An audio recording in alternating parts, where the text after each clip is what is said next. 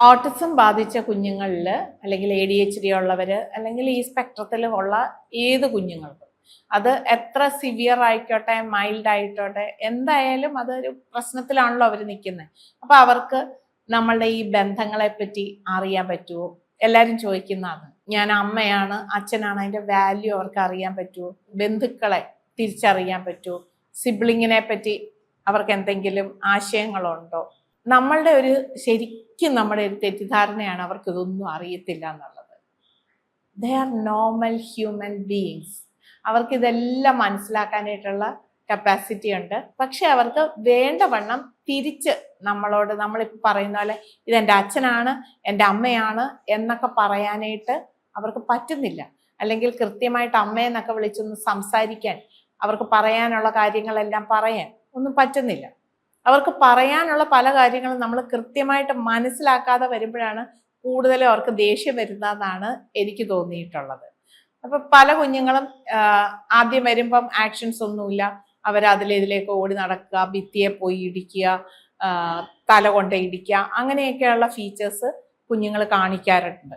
അപ്പൊ ആദ്യത്തെ ഒരാഴ്ച 2 ആഴ്ച കൊണ്ട് ഇതൊക്കെ ക്രമേണ കുറഞ്ഞു വരുന്നതായിട്ട് ഞാൻ ശ്രദ്ധിച്ചിട്ടുണ്ട്. അപ്പൊ എങ്ങനെയാ ഇത് കുറഞ്ഞു വരുന്നത്?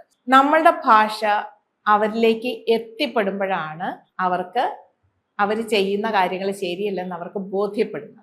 അപ്പൊ പരമാവധി അവർക്കിത് ചെയ്യാൻ പറ്റാത്തതുപോലെ നമ്മൾ വളരെ കൃത്യമായിട്ട് അവരെ ശ്രദ്ധിച്ചുകൊണ്ടിരിക്കും. അങ്ങനെ ഒരു ആക്ഷനിലേക്ക് വരുമ്പം ആ ആക്ഷൻ സക്സസ്ഫുൾ ആകാതിരിക്കാനായിട്ടുള്ള എന്തെങ്കിലും ഒരു ഡിസ്ട്രാക്ഷൻ നമ്മൾ അവിടെ ക്രിയേറ്റ് ചെയ്യും. അപ്പൊ ഡിസ്ട്രാക്ഷൻ ക്രിയേറ്റ് ചെയ്യുമ്പോൾ, മനഃപൂർവ്വമായിട്ടുള്ള ഡിസ്ട്രാക്ഷൻ ക്രിയേറ്റ് ചെയ്യുമ്പോൾ അവരുടെ ശ്രദ്ധ അതിൽ നിന്ന് പോവും. അവരതിൻ്റെ അളവ് കുറച്ച് വരുന്നതായിട്ടാണ് കണ്ടിരിക്കുന്നത്. നമ്മൾ ഒരു പ്രിക്കോഷൻസും എടുക്കേണ്ടതായിട്ട് എന്നെ സംബന്ധിച്ച് വന്നിട്ടില്ല. അവർക്ക് നമ്മളുടെ ഭാഷ മനസ്സിലാവും. അതിൻ്റെ പ്രധാനപ്പെട്ട കാര്യം പ്രായ അനുസൃതമായിട്ട് അവരെ ട്രീറ്റ് ചെയ്യുക എന്നുള്ളതാണ്. അപ്പോൾ പറയുമ്പോൾ എല്ലാവരും ചോദിക്കും, എങ്ങനെയാണ് പ്രായാനുസൃതമായിട്ട് ഇത് വല്ലതും മനസ്സിലാവുമോ? മനസ്സിലാവും. നമ്മൾ ഒരിക്കലും അവരെ അങ്ങനെ കണ്ടിട്ടില്ല. നമ്മൾ അവരുടെ പ്രശ്നങ്ങളെയാണ് ഫോക്കസ് ചെയ്തിരിക്കുന്നത്, അവരെ ഫോക്കസ് ചെയ്തിട്ടില്ല. അവർക്ക് കൃത്യമായിട്ട് മനസ്സിലാവും.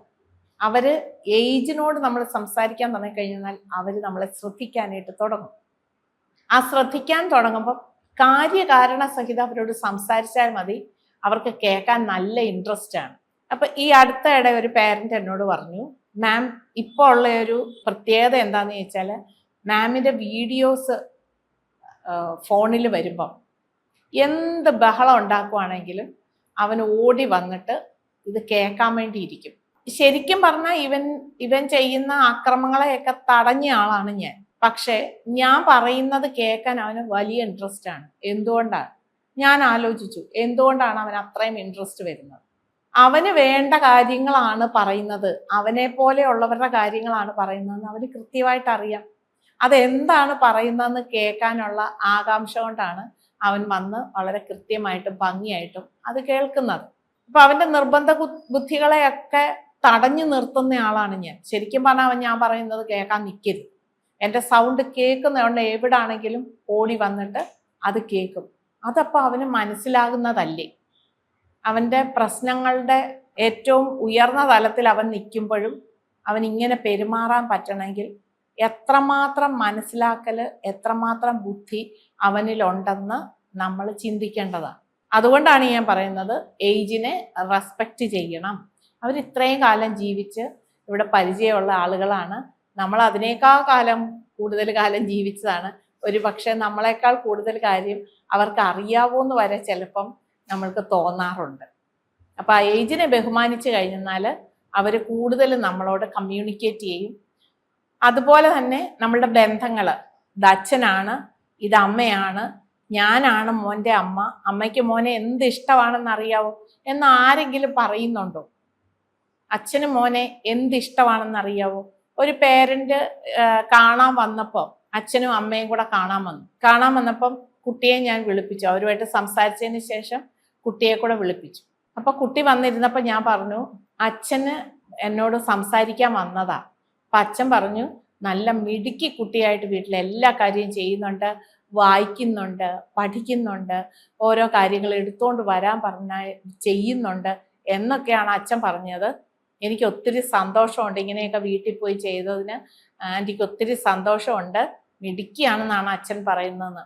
ഉടനെ തന്നെ കുട്ടി പെട്ടെന്ന് കണ്ണു പൊത്തിയിട്ടാണ് ചിരിക്കുന്നത്. കുഞ്ഞിന് നാണം വന്നിട്ട് മേല. ഒരു 8 വയസ്സുകാരിയാണ്. അവള് വേഗം തന്നെ അമ്മയുടെ ദേഹത്തേക്ക് ചാഞ്ഞു. അതെന്തുകൊണ്ടാണ്? അപ്പൊ ഞാൻ പറഞ്ഞ അത്രയും കാര്യങ്ങൾ അവൾ കൃത്യമായിട്ട് മനസ്സിലാക്കിയത് കൊണ്ടാണ് ആ ചിരി അവളുടെ ഉള്ളിൽ നിന്ന് വന്ന ചിരിയാണ്. പിന്നെ വളരെ നാണത്തോടെയാണ് എല്ലാവരെയും, അച്ഛനെയും അമ്മയെയും എന്നെയും ഒക്കെ നോക്കുന്നത്. അപ്പൊ അവളുടെ ഉള്ളില് അവൾ അംഗീകരിക്കപ്പെട്ടതിൻ്റെ ഒരു പ്രത്യേകമായ സുഖം അവളുടെ മുഖത്ത് കാണാനായിട്ട് പറ്റുന്നുണ്ടായിരുന്നു. അപ്പൊ ഇതെല്ലാം നമ്മൾ പഠിക്കേണ്ട കാര്യങ്ങളാണ്. നമ്മൾ മാനുഷികതയോടെ ഇവരെ കാണേണ്ടതാണ്. അവരുടെ പ്രായത്തിനെ ബഹുമാനിക്കണം, അവരുടെ അറിവിനെ ബഹുമാനിക്കണം. അതുപോലെ തന്നെ നമ്മൾ ആ പ്രായത്തിലേക്ക് ഇത് മനസ്സിലാവും, എൻ്റെ കുഞ്ഞിന് മനസ്സിലാകും എന്നുള്ള ഉത്തമ വിശ്വാസത്തോടെ കുഞ്ഞിനോട് സംസാരിച്ചു കഴിഞ്ഞാൽ കുഞ്ഞിന് ഇതെല്ലാം മനസ്സിലാവും. കുഞ്ഞ് റെസ്പോണ്ട് ചെയ്യും. ഇത് നമ്മളുടെ അമ്മായിയാണ്, നമ്മൾക്ക് അമ്മായിയുടെ വീട്ടിൽ പോകാം. അതുപോലെ തന്നെ ഈ കുഞ്ഞുങ്ങളൊക്കെ പറയുന്നുണ്ട് നമുക്ക് വീട്ടിൽ പോകാം. വേറെ വർത്താനം ഒന്നും പറയുന്നില്ലെങ്കിലും അവര് ഗ്രാൻഡ് പേരൻസിനെ കാണാൻ ആഗ്രഹിക്കുന്നതായിട്ട് പേരൻസ് ഒക്കെ പറയുന്നുണ്ട്.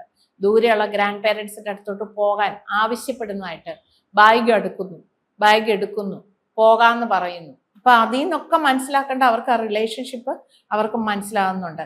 ഒരു കൊച്ചാണെങ്കിൽ നമുക്ക് ഒരു കൊച്ചിന് യാദൃശ്ചികമായിട്ട് അങ്ങനെ തോന്നി എന്ന് പറയാം, അല്ലെങ്കിൽ കുഞ്ഞ് അങ്ങനെ എക്സ്പ്രസ് ചെയ്തെന്ന് പറയാം.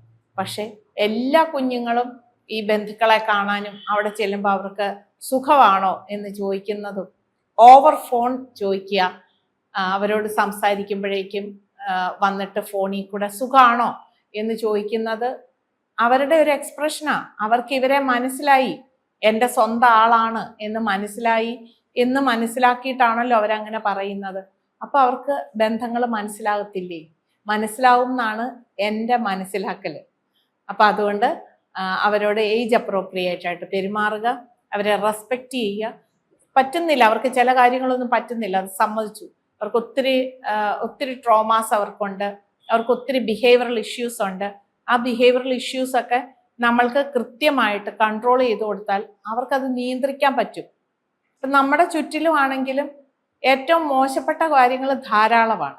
എനിക്കത് ചെയ്യാതിരിക്കാനായിട്ടുള്ള കാര്യങ്ങൾ ധാരാളമാണ്, അല്ലെങ്കിൽ അനുസരിക്കാതിരിക്കാനുള്ള ഓപ്ഷൻസ് ധാരാളമാണ്. പക്ഷെ അനുസരിക്കാനുള്ള ഓപ്ഷൻ എന്ന് പറഞ്ഞാൽ ഇച്ചിരി ബുദ്ധിമുട്ടുള്ള കാര്യമാണ്. ഇപ്പൊ പഠിക്കുന്ന കാര്യം തന്നെ എടുത്തു. സാധാരണ പിള്ളേർ പഠിക്കുമ്പം നീ പഠിക്കുക എന്ന് പറയുമ്പോൾ അവർക്ക് ഭയങ്കര പ്രയാസമാണ്. അവർക്ക് ഇഷ്ടമുള്ള വിഷയമാണെങ്കിൽ പോലും നമ്മൾ പഠിക്കുമെന്ന് പറയുമ്പോൾ തന്നെ അന്നാ ഇപ്പൊ പഠിക്കുന്നില്ല എന്ന് കുഞ്ഞുങ്ങൾ ചിന്തിക്കും. കാരണം അവർക്ക് പ്രത്യേകമായിട്ട് ചിന്തിക്കാനുള്ള കഴിവുണ്ട്. അതേപോലെ തന്നെ ഇവർക്കും ഉണ്ട്. അവരും ഇപ്പൊ ചെയ്യുന്നില്ല എന്നൊക്കെ ചിന്തിക്കുന്നുണ്ടാവും. ചില നോട്ടങ്ങളൊക്കെ കാണുമ്പോൾ നമുക്കും അങ്ങനെ തോന്നും. അപ്പൊ അതിനകത്തുനിന്ന് നല്ലത് ചെയ്യാന്ന് പറയുന്നത് ഇച്ചിരി നല്ല ബുദ്ധിമുട്ടുള്ള കാര്യമാണ് നമുക്കും. അതെ. അപ്പൊ ആ നല്ലത് ചെയ്യാൻ അവർക്ക് പറ്റാത്തപ്പം അവരെ അത് ചെയ്യാനായിട്ട് പ്രേരിപ്പിക്കുകയും ചെയ്യിപ്പിക്കുകയും നമ്മൾ ഫിസിക്കലായിട്ട് അതിന് ചിലപ്പം അവരെ പ്രോംപ്റ്റ് ചെയ്യേണ്ടി വരും. അപ്പൊ ഏത് തരത്തിലുള്ള വേർബലായിട്ടുള്ളതാണേലും ഫിസിക്കലായിട്ടുള്ളതാണേലും ആ പ്രോംപ്റ്റ് കൊടുത്ത് ചില കാര്യങ്ങൾ നിർബന്ധപൂർവ്വം ചെയ്യിപ്പിച്ചു കഴിഞ്ഞാൽ, അത് ചെറുതിലേ ചെയ്യിപ്പിച്ചില്ലെങ്കിൽ നമുക്ക് നിർബന്ധപൂർവ്വം ചെയ്യിപ്പിക്കാനൊന്നും പറ്റുകയില്ല. അപ്പൊ കുഞ്ഞിലേ തന്നെ അത് ചെയ്യിപ്പിച്ച് അവരെ പരിശീലിപ്പിക്കുകയാണെങ്കിൽ അവർക്ക് എല്ലാ കാര്യങ്ങളും മനസ്സിലാക്കാൻ പറ്റും. പിന്നെ ചിലര് ബന്ധുക്കളുടെ വീട്ടിൽ ചെല്ലുമ്പം കുട്ടി ഉമ്മ കൊടുത്തില്ല, അത് അവരുടെ ഇഷ്ടത്തിന് വിടണം. ഉമ്മ കൊടുക്കുന്നില്ല, ഉമ്മ കൊടുക്കാൻ നിർബന്ധിക്കേണ്ട കാര്യമില്ല. അതെല്ലാ കുട്ടികളും ചെയ്യണമെന്ന് നിർബന്ധമില്ല. ഇനി എല്ലാവർക്കും അവരെ സംബന്ധിച്ച് ഒരാൾക്ക് ഉമ്മ കൊടുക്കാൻ പറഞ്ഞ് ചിലപ്പോൾ അവരെല്ലാവരെയും കാണുമ്പോൾ ഉമ്മ കൊടുക്കും. കാരണം അവർക്ക് മനസ്സിലായത് കാണുന്ന ആരെ കണ്ടാലും ഉമ്മ കൊടുത്തോന്ന. അപ്പൊ നമ്മൾ പറയും ആരെ കണ്ടാലും കുട്ടി ഉമ്മ കൊടുക്കും. അത് നമ്മൾ പഠിപ്പിച്ചു കൊടുത്താണ്. കുട്ടി സ്വാഭാവികമായിട്ട് ഉണ്ടാക്കിയെടുത്തൊരു കാര്യമല്ല. നമ്മളൊരു മാതൃക കാണിച്ചത് നോക്കിയിട്ട് കുട്ടി ചെയ്തതാണ്. ജനറലൈസ് ചെയ്തപ്പം കുട്ടിക്ക് മനസ്സിലായത് എല്ലാവരെയും കാണുന്നവരെയൊക്കെ കയറി ഉമ്മ വെച്ചോന്ന. അത് ബുദ്ധിമുട്ടാകുന്നത് വലുതാകുമ്പോഴാണ്. ഒരു 10-12 വയസ്സൊക്കെ കഴിയുമ്പോൾ കാണുന്നവർക്കെല്ലാം ഉമ്മ കൊടുക്കാൻ പോയി കഴിഞ്ഞാൽ ബുദ്ധിമുട്ടിലേ അത് കലാശിക്കുകയുള്ളൂ. അങ്ങനെയുള്ള ധാരാളം കാര്യങ്ങൾ ഞാൻ കേൾക്കുകയും അതെന്താ ചെയ്യേണ്ടതെന്ന് ചോദിക്കുകയും ആളുകൾ ചോദിക്കുകയും ഒക്കെ ചെയ്തിട്ടുണ്ട്. അപ്പോൾ അതുകൊണ്ട് പ്രശ്നമുള്ള കുഞ്ഞുങ്ങളുടെ കാര്യത്തിൽ ഇടപെടുമ്പോൾ ഓരോ കാര്യങ്ങളും എല്ലാ വശവും ചിന്തിച്ചതിന് ശേഷം വേണം നമ്മൾ അതിനെ നോർമലൈസ് ചെയ്ത് ചെയ്യിപ്പിക്കാനായിട്ട്. അതാണ് എൻ്റെ ഒരു എക്സ്പീരിയൻസ്. അപ്പോൾ അവരെ കൃത്യമായിട്ട് ഓരോ സന്ദർഭങ്ങളും പഠിപ്പിച്ചു കഴിഞ്ഞാൽ അവർക്ക് റിലേഷൻഷിപ്പ് കീപ്പ് ചെയ്യാൻ നല്ലതുപോലെ അറിയാം. ഇനി ഒരാളെ ഉപദ്രവിക്കരുത്, കൂട്ടത്തിലിരിക്കുന്നവരെ ഉപദ്രവിക്കാതിരിക്കുക. ജനറലി ക്ലാസ്സിൽ ഇരിക്കുമ്പോൾ എല്ലാ പിള്ളേരും ഒന്നിച്ചിരിക്കുമ്പം എങ്ങനെ ബിഹേവ് ചെയ്യണം എന്നുള്ളത് നമുക്ക് പഠിപ്പിക്കാം. അതുപോലെ സഹോദരങ്ങൾ, കുഞ്ഞു പിള്ളേരെ ഇളയവരുണ്ടെങ്കിൽ, മൂത്തവരുണ്ടെങ്കിൽ, ചില പേരൻസ് പറയും ആ മൂത്ത കുട്ടി ചേട്ടൻ എല്ലാ അടി അങ്ങ് മേടിക്കും. പാടില്ലായിരുന്നു. ഇവൻ അടിക്കാൻ തുടങ്ങിയപ്പം അടിക്കരുത് എന്ന് പറഞ്ഞ് നമ്മൾ നിയന്ത്രിക്കേണ്ടതായിരുന്നു. അത് നിയന്ത്രിച്ചില്ല. നിയന്ത്രിക്കാഞ്ഞോണ്ട് കുട്ടി മനസ്സിലാക്കി ആരെ വേണേലും അടിക്കാം, ചേട്ടനെ അടിക്കാം. അങ്ങനെ വലുതാകും തോറും അടിയുടെ ഖനം കൂടുമല്ലോ, ആ ഹെവിനെസ് കൂടും, കൈയുടെ ശക്തി കൂടും. അപ്പൊ അതിനെപ്പറ്റി നമ്മൾ ചിന്തിക്കുകയല്ല. ചേട്ടൻ അവനെ അടിച്ചാലും ഒന്നും ചെയ്യത്തില്ല എന്ന് പറയുന്ന ചില സ്റ്റേറ്റ്മെന്റ്സ് നമ്മൾ സാധാരണയായിട്ട് പറയണ്ട. ആ സ്റ്റേറ്റ്മെന്റ്സ് ഒക്കെ നമ്മൾ തന്നെ പിൻവലിക്കുക. അടിക്കാനുള്ള ടെൻഡൻസി കാണിക്കുമ്പോൾ അത് തടയുക, പാടില്ല എന്ന് കർശനമായിട്ട് പറയുക. ഇതെല്ലാം ഈ ബിഹേവിയറിൽ ഉള്ള പ്രശ്നങ്ങളെല്ലാം പരിഹരിക്കാനായിട്ടുള്ള പ്രധാനപ്പെട്ട ടൂൾസ് അങ്ങനെയാണ്.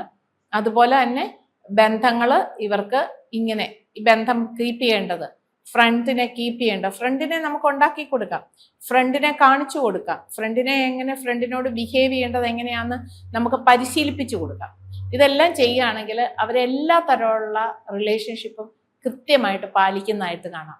ഇതിനെല്ലാം എന്ത് വേണം? അമ്മ പഠിക്കണം, അമ്മ സമയം സ്പെൻഡ് ചെയ്യണം, ക്ഷമയോടെ കാത്തിരിക്കണം, ഫാമിലി മെമ്പേഴ്സ് എല്ലാവരും സപ്പോർട്ടോടെ കാത്തിരുന്നാൽ അവർക്ക് നല്ല സുന്ദരമായിട്ട് ബിഹേവ് ചെയ്യാനും സമൂഹത്തിന്റെ ഭാഗമായിട്ട് ജീവിക്കാനും ഉറപ്പായിട്ട് സാധിക്കും. Thank you.